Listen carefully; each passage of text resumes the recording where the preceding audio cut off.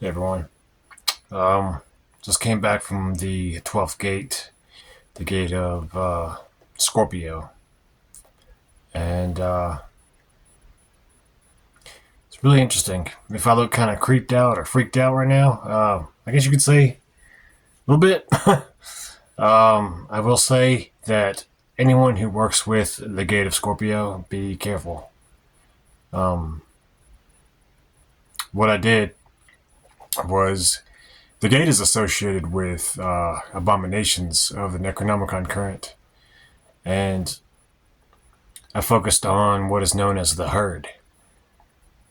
For those who don't know, in the Necronomicon, Abdul Alhazred talks about the herd that stands at the portal that is at every tomb.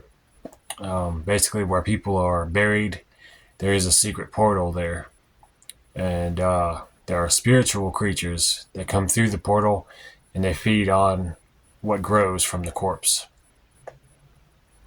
So I focused on that when I passed through the gate, and I brought my gin with me.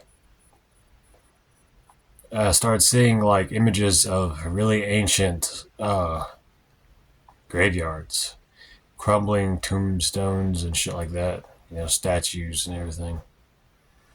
And I got images of the inside of the grave, the actual coffin. At the head of the corpse, I saw a dark portal. And it kind of linked up with that vision I had about everybody walking up a set of stairs and they're trying to get to a certain light, but that light is actually a deity or an entity that is like a anglerfish and devours those who go towards the light. So that portal links up to that kind of general area, and I got a glimpse of the herd. One of them in particular. I don't know if you've ever seen Fantasia or not, but A Night on Bald Mountain, there is a section where there's this creature riding a skeletal horse through the air. And it kind of looked like that, actually. It was really interesting. It had a silvery appearance to it. Silvery, gray, maybe a little bit of green mixed in. And all the tombs in a graveyard are connected. Those portals are connected to each other on the astral. And what these herd creatures do is they jump from one grave to another. They feed on what grows out of the corpse.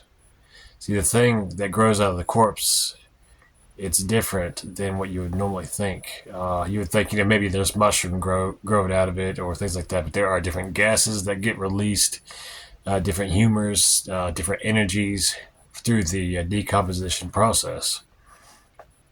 And they feed on these things, and they grow in strength from those things. They're really tenuous astral beings, almost like a necromantic sylph, I guess you could say. Um, it's really interesting. It's really hard to perceive them, to be honest with you. Skilled necromancers would probably like this video if they get that far into the practice of necromancy. But I found that they also feed on the bit of wisdom that is released by the body of the dead, because in necromancy, you know that the body holds some of the memories and wisdom of the person during life. And that is proven through when people get heart transplants. Sometimes they get the memories of the previous donor and visions of that person's life. What was I going to say? But yeah, they feast on what seem to be called almost like waswas. If you ever studied anything about Islam, they have something called the satanic waswas, which is basically whispers that you get in your ear while you're trying to pray and stuff. And some of those things come out of the corpse with the exhalations of the gases and things. Different whispers of the dead, as it were, as you would say. Very surreal stuff. But that's my kind of deal. I love that kind of stuff. But For the necromancers out there, what you can do is you can get a wand. It can be of willow, it can be of yew, it can be of oak. Oak would be good for strength. But tip the wand with the stone known as Vivianite. Now, Vivianite is a stone that grows on corpses. So that would be a sacred stone to the herd of the dead. And you'd be able to use that wand to interact with the herd, possibly summon them, um, possibly be guided through the portals from grave to grave. And a lot of that is just some of the thoughts that I gleaned from this gate so far with the herd. It's making me want to dive back into necromancy, to be honest with you, because I miss that energy, associated with necromancy and the dead and decay and death and afterlife concepts and things like that. But the warning comes in while I was over there on the other side of the gate. The longer I was there, and notice this with like one other gate, I believe, I started heating up. Like my spirit and everything started getting like warmer and warmer. I felt more and more uncomfortable the longer I was there. I guess because it was like just complete energy of decay, and something that we're not supposed to know.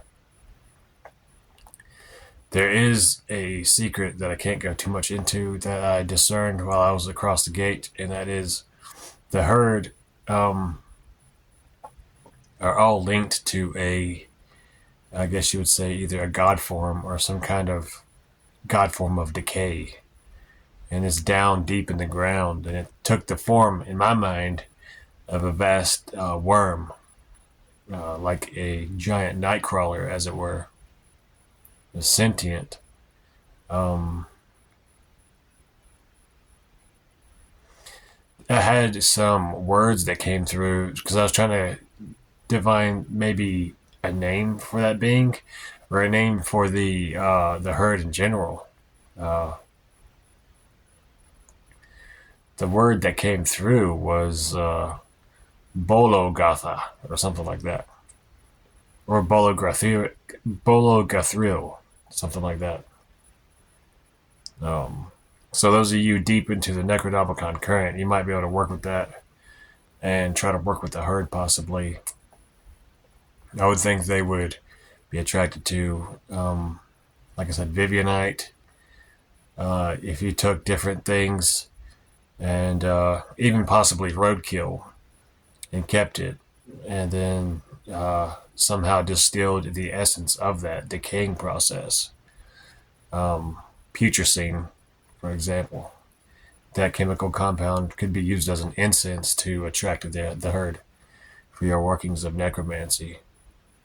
You could probably use it for more subtle nuances of necromantic necrosophy, wisdom of the dead.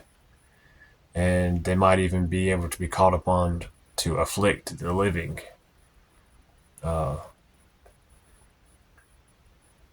And what I would like to actually stress also is these beings are extremely patient. They exist on seeming like a slower timeline than normal living things because, it takes a long time for anything to grow out of a corpse, and they're very patient. It's like they just hang around, they wait, they feast off that energy, that decay, and they might even be part of the decaying process, at least in a poetic or spiritual manner, So yeah, putrescine, I'd say patchouli, decaying fruit and decaying corpses and things like that would draw the attention of the herd. And one of the early gates, like the first or second gate, is associated with the high-ranking or representatives of spirits. So I think when that gate comes around next year, I might be able to try to divine a clearer name of the leader of the horde, or herd, as it were. And I might add it to a book on necromancy, perhaps. Or if I decide to make this 13 Gates experiments and experiences into a book itself, add that to it. I'm starting to ground a little bit now. When I came back to my body, I honestly say I was drenched in sweat. Like I felt like my body was overheating. So I don't think you can hang around with the herd too long before your body starts reacting. You know, it's probably not safe over the long run. So just keep that in mind. Also, I noticed when I was forming the gate for this one, there was some peripheral movements, just like shadows and things like that started forming. It was like there was a lot more things shifting around. Like reality seemed like it was bending more intensely for this gate. It could have been because I had my ritual rub charge from one of the gates, and I had my secret seal of Solomon ring on. So I charged it with certain things, which I won't mention here. But yeah, I just wanted to make this into like a little bit longer video to describe my experience through this gate because it was really intense. The sun passed through the first part of this gate today on the 1st of December, which is cool. And it should be around for about 2 weeks if you're going through the solar chariot. Now, the lunar chariot, I'm not sure what it's going to be soon, but it's going to be a full moon soon, so I might pass through one of those. But this is definitely going to take some time for me to process and see how I can incorporate it into my practice.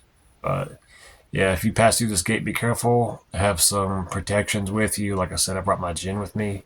If you have a spirit that you trust, have them at least guard your body.